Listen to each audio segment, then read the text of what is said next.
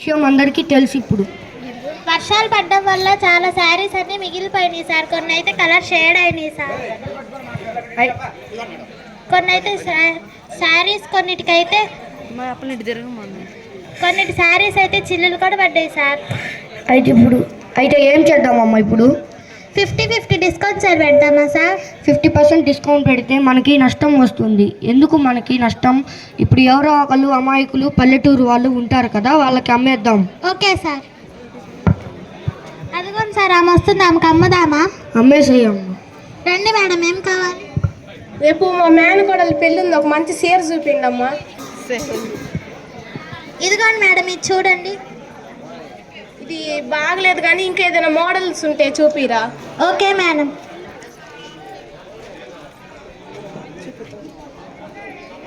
ఇది చూడండి మేడం, దీని బార్డర్ కూడా చూడండి, చాలా అందంగా ఉంది. మీరు కట్టుకుంటే చాలా అందంగా ఉంటారు మేడం. నిజంగానా? ఇది నాకు చాలా బాగుండిద్దా? ఓకే, బాగుండిద్ది మేడం. ఇది కట్టండి. Okay madam. అక్కడికి వెళ్ళి బిల్ తీసుకోండి మేడం. ఇది కట్టండి. సూపర్ సెలక్షన్ మేడం, ఎక్సలెంట్గా ఉండిద్ది, ఇది తీసుకోండి. సరేనండి. ఏంటిదండి ఇది? Bill madam. అది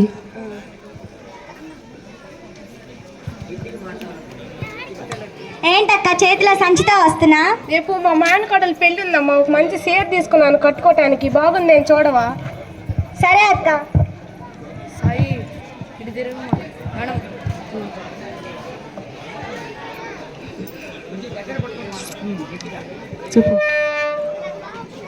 అక్క చీర బాగానే ఉంది కానీ చీరకి చిల్లులు ఉన్నాయి అక్క. అవునా అమ్మ, వాళ్ళు నన్ను మోసం చేశారమ్మా. పెద్ద షాప్ అని చెప్పి వెళ్ళాను, చిల్లులు పట్టిన చీర ఇచ్చారు. సరే రేపు వెళ్ళి మనం చూసుకొని వద్దాము, చూపించే. సరే అమ్మా.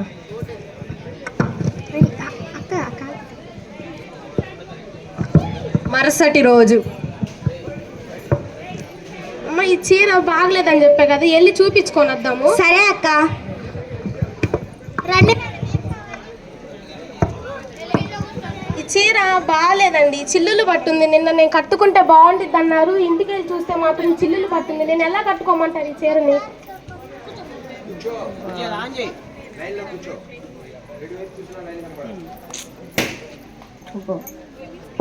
Hello mike check. ఒకసారి తీసుకున్నాక మళ్ళీ రిటర్న్ తీసుకోమండి. ఎందుకు తీసుకోరండి? ఈ చీర మంచిది, బాగుంది అన్నారు. చూడండి ఎలాగుందో, తెరిచి చూడండి ఈ చీరని. మీరు నిన్న తీసుకునేటప్పుడే చూసి తీసుకున్నారు కదండి.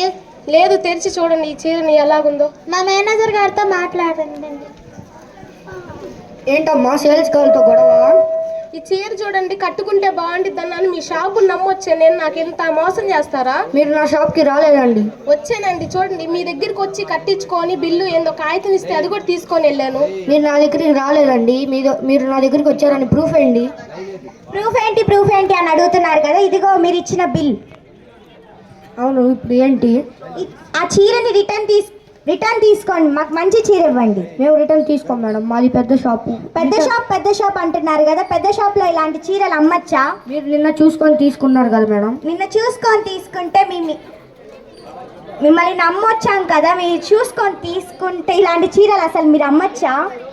మీరు చూసుకొని తీసుకున్నారు కదా మేడం, మీరు చూసుకొని అప్పుడు మీరే చూసుకొని తర్వాత నచ్చి తీసుకున్నారు. మీరు తెరిచి చూడనివ్వలేదు కదా. చూశారు కదా మేడం. మీరు వినియోగదారుల్ని వేధిస్తున్నారు. ఏంటమ్మా వినియోగదారులని పెద్ద పెద్ద మాటలు అంటున్నావు? వినియోగదారుల రక్షణ చట్టం 2019 ప్రకారం మీ మీద కన్జ్యూమర్ కోర్టులో కేసు వేస్తాను. వద్దు మేడం, ఈసారి ఏదో తప్పు జరిగింది, ఇంకోసారి ఇట్లా జరగకుండా చూసుకుంటాం. మాకే కాదండి, ఈసారి ఎవరిని ఇలా మోసం చేయొద్దు.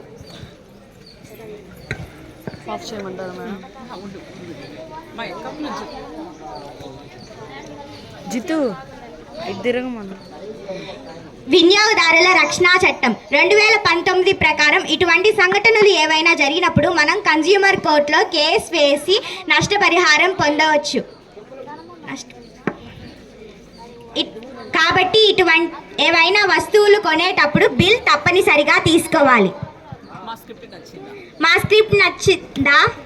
నచ్చితే క్లాప్స్ కొట్టండి.